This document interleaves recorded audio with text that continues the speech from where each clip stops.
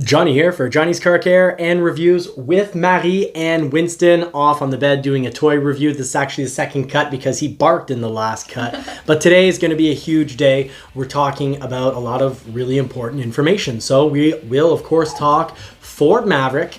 And we're going to be talking about Ford Maverick recalls and a little bit about Ford Maverick building, scheduling, and really what's up with your Ford Maverick. So it makes a lot of sense that Marie is here because she is a Ford Maverick Hybrid Luxe orderer. And I've got some news to drop for her tonight. I'm not sure if she knows it yet, but I'm going to be dropping some news for her. And we're also going to be talking about the F-150 Lightning. I just want to talk about the whole, charging process, what is required to have the power go from the truck to your home, because it's not nearly as simple as many people think. We're also going to be talking about what is actually scheduling this week. So if you have an order in with Ford, should you be checking in every day and updating your order, or doing it every hour on a Thursday, as I've been caught doing before. So we'll have news all about that. We're going to be talking about prices behind the F-150 charge station, what model comes with what charge station, what do you get, do you just get a regular charger, and all that. We'll also be talking a little bit about some really cool F-150, really what you could say is car care, because I'm going to be sharing a way to get an awesome F-150, several ways actually to get some awesome F-150s. And Winston, I'm not sure if you'll hear it on the video, but he's off doing his toy review now, digging at the bed, meaning he really does like that toy quite a bit. But this isn't a dog channel, this is a car channel. So right back to the car news. We're also going to be talking about recalls. I mentioned, we'll talk about recalls on the F-150, but we're also going to be talking about recall on the Explorer. And actually the recall they're doing on the Explorer is very smart, and I think it should be standard on every single, not just Ford vehicle, but I almost think there should be a law that gets passed that requires this fix, and it wouldn't cost automakers really anything at all. So I'll tell you all about that. So let's put the pedal to the metal, get right into it, and let's talk first for people who are going to be anxious and checking in every day with their order. Let's start with that. So scheduling this week, and this is subject to change, but scheduling this week is the F-150, the Super Duty, and quite a few more. So not a bad week at all. We've got the Escape scheduling, the Transit, the Edge, the Bronco Sport. That's the smaller one, or as I like to call it, the smaller one, and not the topless one. The fun one is the topless one, but Bronco Sports are good vehicles as well. They're cute. Yeah. I prefer that than having an Escape, so it's almost the same, it's the same height, I guess. It's around that same... it's based on the same frame. Yeah. And I found it very cute, so it's a fresh look. And you drove it and you liked the drive? So much. It turns like the big one. It turns in not a big space, so that's surprising. I really loved it. And we're also going to be possible retail scheduling. Not guaranteed, but possible retail scheduling, meaning people will get VINs assigned for the Mach-E, the Maverick. So possible for the Mach-E, but the Maverick's listed. It is possible to change, but it's not saying that it's possible retail scheduling such as it does for the Bronco Sport and the Escape. So we should definitely see some Mavericks get scheduled. Let's hope yours is in there, because we're getting pretty close to the cutoff. And actually during Tim Bart's live, Tim Bart's is an absolute legend and just incredible with information. And I was typing in the bar, and I guess I have news on that, but more in-depth news like that, sensitive news you could say. Well, we want to announce that we are going to be going to a membership. So we're going to open up membership, meaning when you chat, you'll pop up saying that you are a member. And also Marie, she's also here because she agreed to this, so I'm not forcing her or anything, but she's going to be doing a live with me on a regular basis, and that's going to be for the members only. So we'll be in there and we'll be talking about, stuff that is a little more sensitive. So some intel, really important intel, but we'll also be sharing a bit about, our lives. So, like just ridiculous things that happen, so that we take you along the way we took you all down to Florida, but even more in depth, because we just had a wild week last week. But anyways, back to the car talk. We won't talk about that now. We'll save it for the membership live. We've got, so I did say the Maverick, getting scheduling. Here we've got the Transit Connect van, the Transit Connect wagon, the Corsair, possible retail scheduling, Nautilus, possible retail scheduling, and Navigator, possible scheduling. So don't refresh your computer and check in daily and many times on Thursday. If you've got a Bronco in order, an Expedition, an Explorer, a Mustang, a Ranger, an Econoline, or an Aviator. So that's all the news for that. Now let's talk about how Ford is striking back. So the whole title of this video is, the Ford Empire Strikes Back, and I'm really happy about this. I've been worried about, some Canadian dealers won't actually get a demo, and then I'm hearing American dealers will get demos for Ford F-150 Lightning. And I was thinking, gee whiz, are they just going to sell these for over MSRP and upset more people? And some people think that Ford benefits from this. They absolutely don't. When a dealer sells over MSRP, Ford does not get a cent. Now, dealers that do this, Ford is not just warning. They've put the foot down. $25,000 fines. And that's USD, not Canadian, which Canadian's still worth a pretty penny. But USD, 25,000 kilometers. If they don't meet the requirements of that demo, which I suspect is going to mean using it and having it available for clients for at least 3 months, but I'll give more information on that. Now, talking about trucks, the F-150. Marie, I know you like the dual exhaust look on an F-150. Mm-hmm. Well, most of us by now know that if we get a Tremor, that of course, an F-150 Tremor comes with that 5.5 foot box and always a 3.5 liter EcoBoost. We figure, wow, we really gotta step it up. It's like buying an expensive 302 Sport when you get the Tremor 401, and when you get the 402, well, that's an expensive Lariat. That's one way to get dual exhaust, but here's the inexpensive way to get a dual exhaust. Get an STX with 3.5 liter EcoBoost, black appearance package. You'll get that really awesome dual exhaust, a look that you really like, a look that I really like. Yeah. Some people call it the wheelbarrow. The wheelbarrow look. It looks like two handles in the back, but I really like it. And what does it let me know? It lets me speculate that Ford wants to sell 3.5 liter EcoBoost, which I can understand. It's an incredible engine with 500 pound-feet of torque at only 3,000 RPM. So once you try one of those, once you go 3.5 liter EcoBoost, there's no going back. You probably won't want to go back to a V8 after having one of those. So that secures clients that have switched over for another brand and keeps them in the Ford family. So Ford wants, I think, to push those out. Now, let's talk about the F-150 Lightning. Really cool information, need to know information. The standard battery. If you get a standard battery, you are going to get an AC charge. You will get a little mobile charger, and that's going to give you either 120 volts or 240 volts of charging, depending what you're plugging into. But the charge time is going to be slow.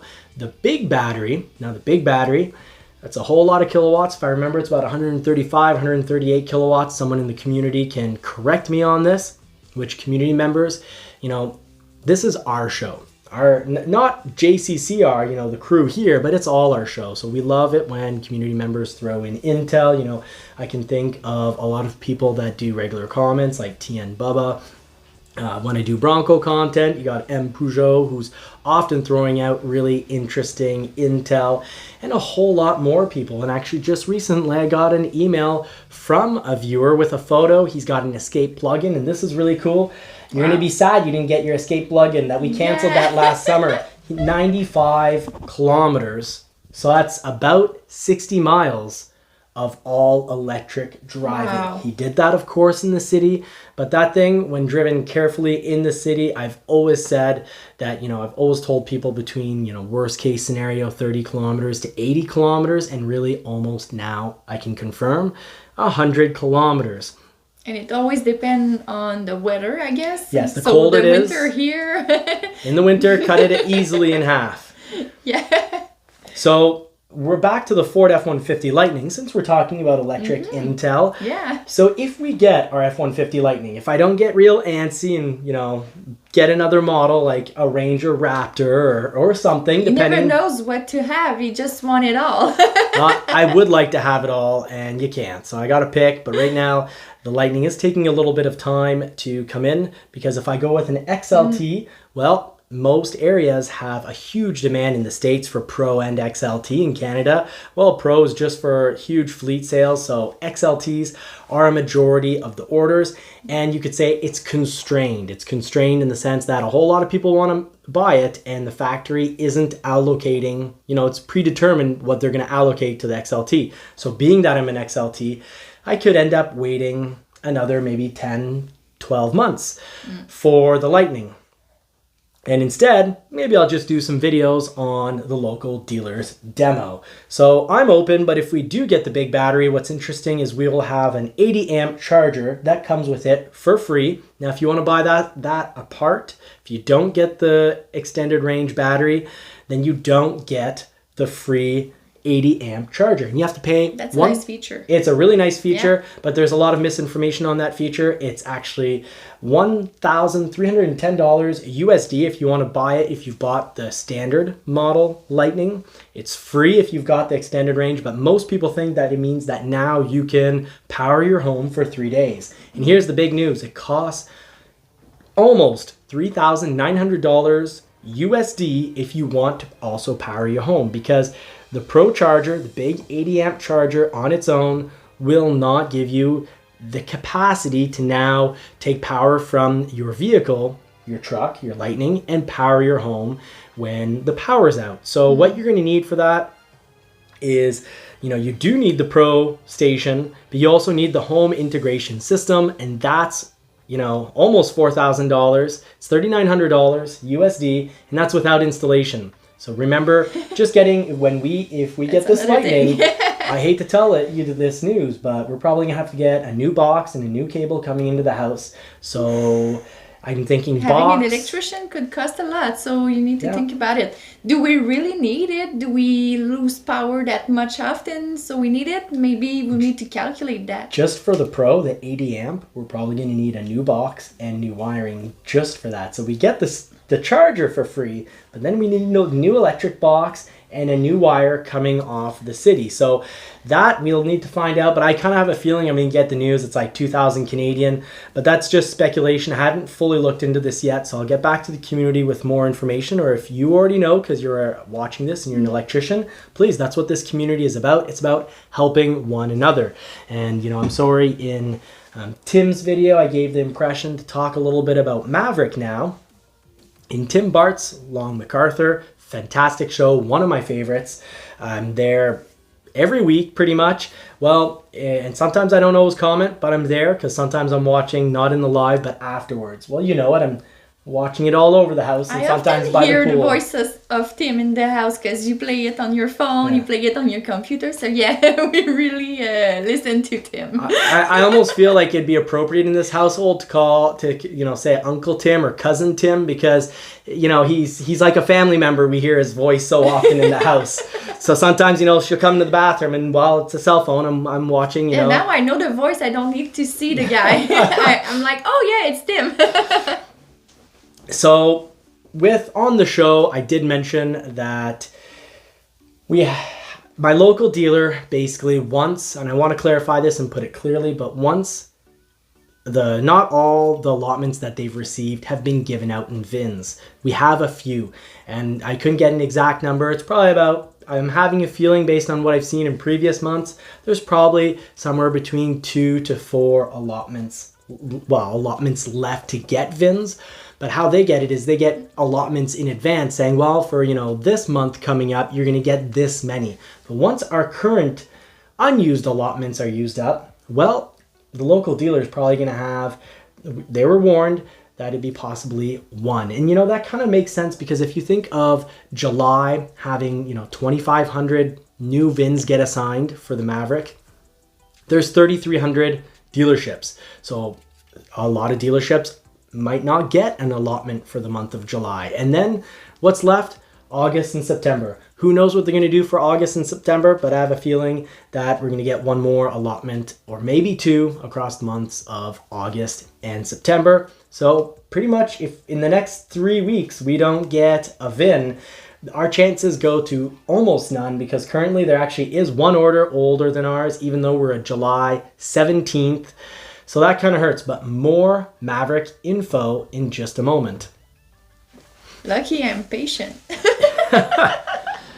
Yeah, you are patient. You waited quite some time for your plug-in escape, and I speculated back with the plug-in escape. I was telling her, you know what, Ford won't put it out until the battery is perfect, and they're not going to say this is, you know, we're waiting for better batteries, or, you know, the batteries we're getting aren't good enough. They're not going to say that kind of thing. So that's what I speculated, and I'm still highly suspecting that. But what I do... Yeah, you said before that, oh, you can cancel the order for the Escape. I guess the Maverick will arrive first.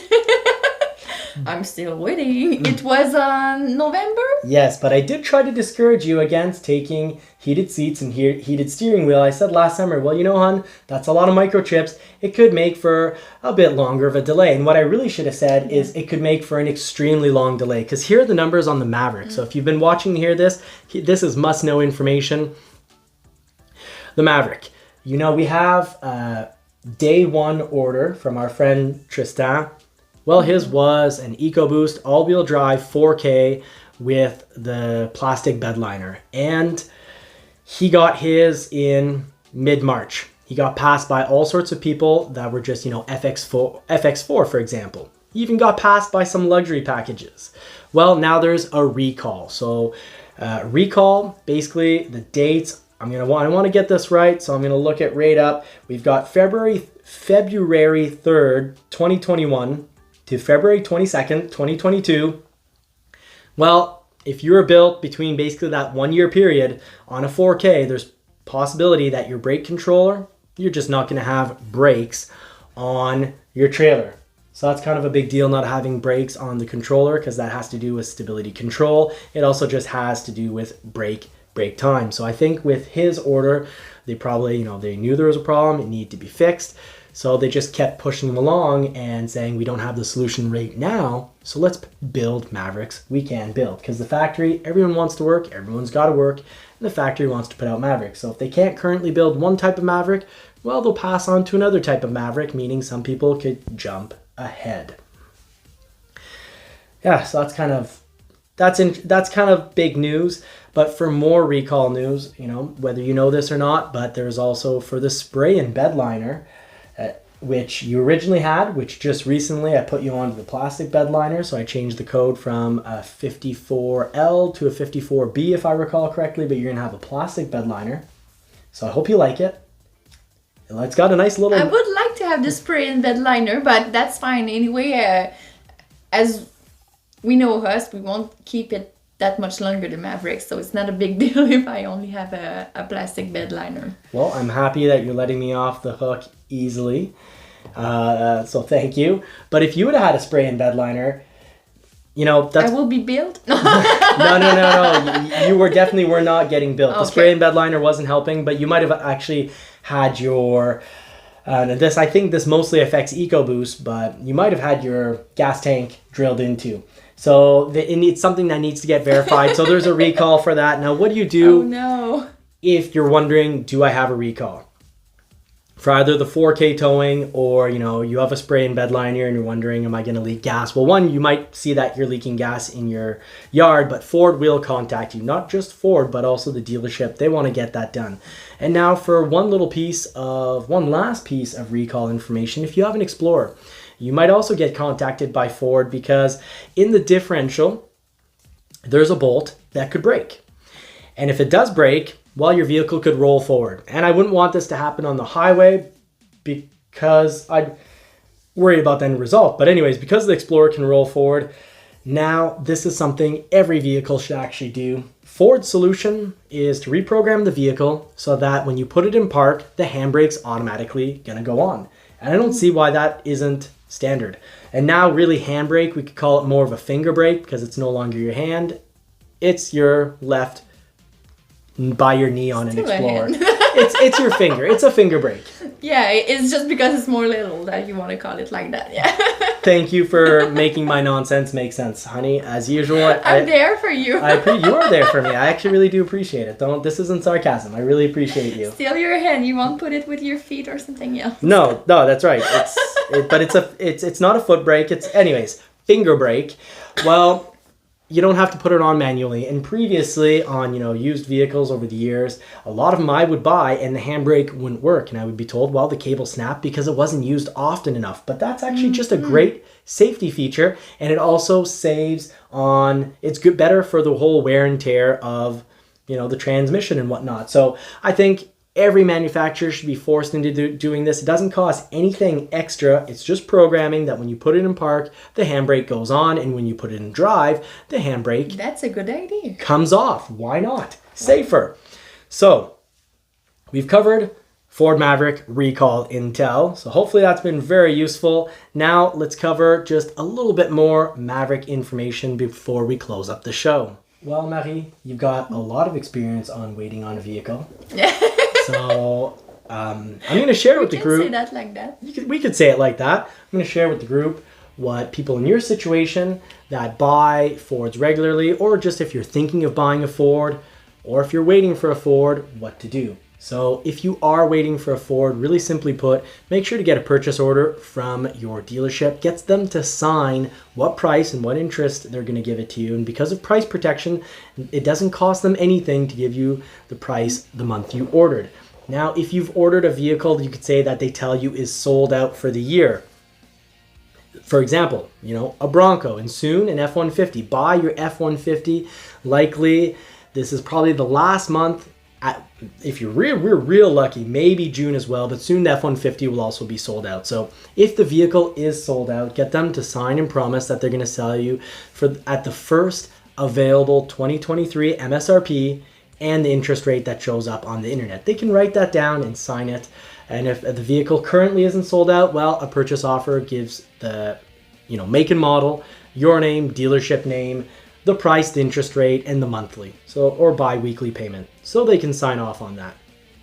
Now, if you've been waiting on a Maverick and you're kind of wondering what's going on, what kind of delays have been pretty common. So my local dealership is what you could say is a medium-sized dealership, globally, across the 3,300 dealerships across Canada and the US. And here's one good example: an EcoBoost with 4K and FX4 and all-wheel drive.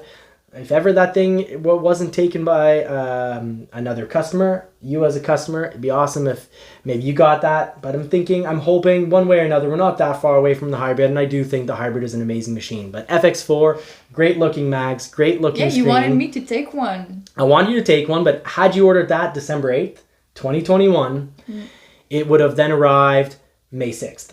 So basically 5 months to turn over from your order to arrival, if you'd have gotten FX4. And I'm telling you, if ever you get a chance to get one, or heck, who knows, maybe I'd get an all-wheel drive FX4 Maverick and do my light off-roading with that.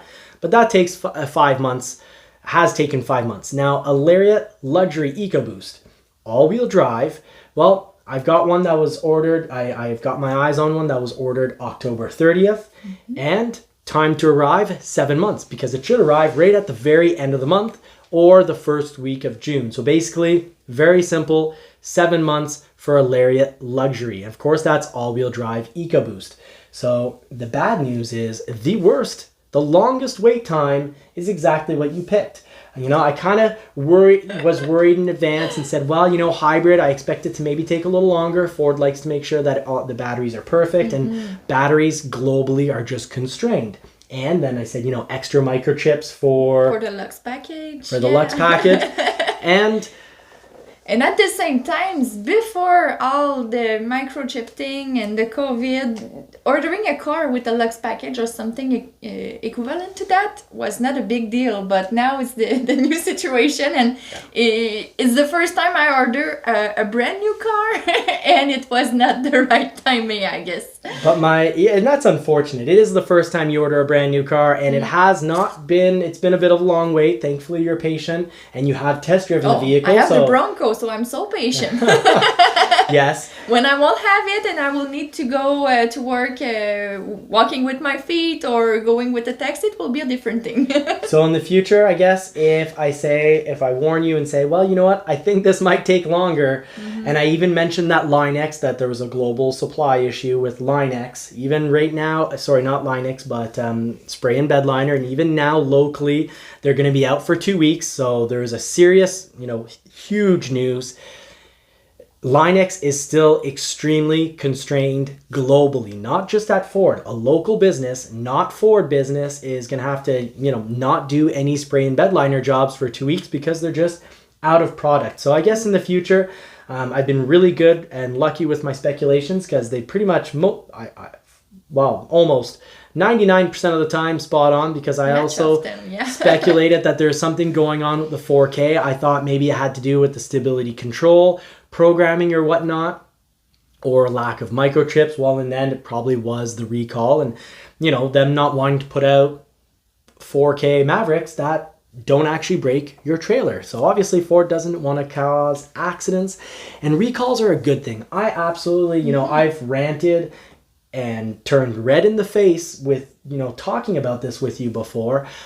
I loathe how some, journalists will put out like, oh, another recall at Ford, and present a company that does recalls as, a bad company. I think that's clickbait. Correct me if I'm wrong, but each make and model has recalls.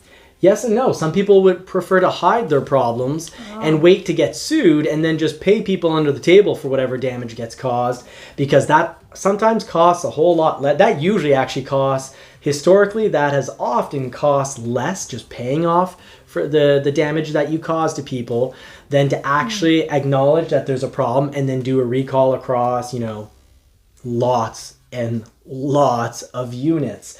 So there is actually famous cases of manufacturers doing this, really upsetting the U.S. federal government to the point of getting, 2 major fines at the highest amount.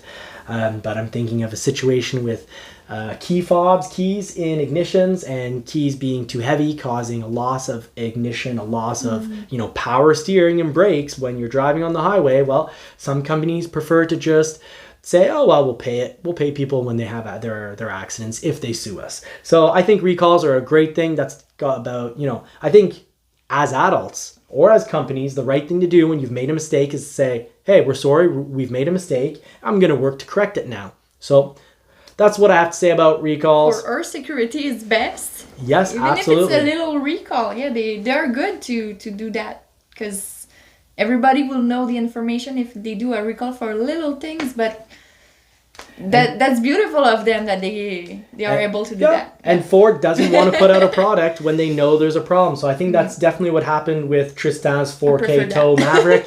He was a day one. He had pretty simple non-Lux XLT. So we all thought he'd get his build within about 4 months.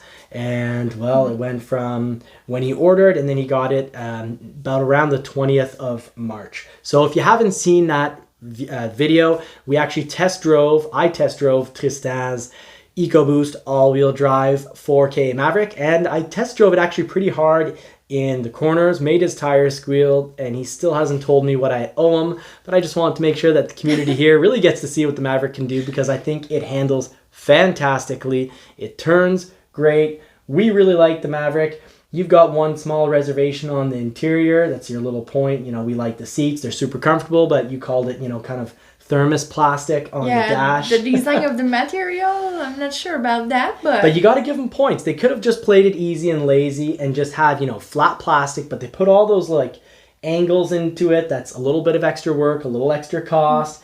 And, they did work to put... You know what?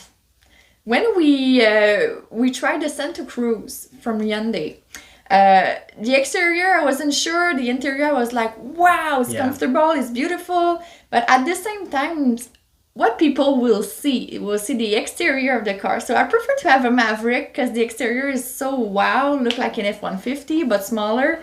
And that's the thing that I will remember more, the exterior. So that's fine like that. And we're also the type of couple that, you know, we'll be working out in the gardens outside and we'll just look at our vehicles and kind of stare at them for a minute or two and be like, yeah, I like this, I like that. And me, more than you, but just the same, when you come out and you see your vehicle and you go, wow, well, that's what sticks in your head. You know, I never stop and think like, oh, wow, the interior of such and such a vehicle really, you know, gets, you know, it's not what we remember. We remember the outside. So on that note, we're going to close up the show and say that if you want to become a member, it really helps us out. So we're doing this because the assistance will help us out if you become a member to the channel once that option is available.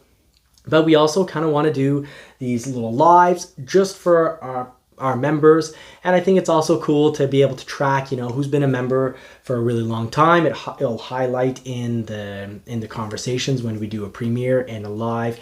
And we've really appreciated the community's help, not just the incredible intel. You know, some people come back on a weekly basis and drop really great intel. Some people drop a lot of support and encouragement, which has helped me continue the channel. And at the same time, it helps us to know what people like to talk about, which model of Ford. So yeah. We'd like to start communicating with the lives. Also, part of it is really want to just be able to communicate directly. Marie checking out the comments coming in. And of course, it will help us have, you know, more cars and more power for the channel, because we'd love to have more cars and do modifications. We've got a Toyota MR2 93 coming onto the channel, which was my old, when we first met, when we were just kiddies. I never went in that car, so now I will have the chance to have a drive in it. Yeah, so there's a story behind that. There's also a story about what happened to me last week with the pool, and that's a bit of a wild story. So for, you know, more private stories and also more deep, you know, the deep down dirty intel, you'll want to be a member. Thank you so much for watching. Have an absolute great week. Take care. Bye. So if you want to help us out, subscribe and consider becoming a member. So what step is this?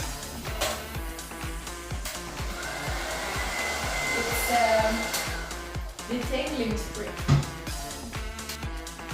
Yes, because when you subscribe, you help maintain the lifestyle of a poodle. These are fancy little dogs.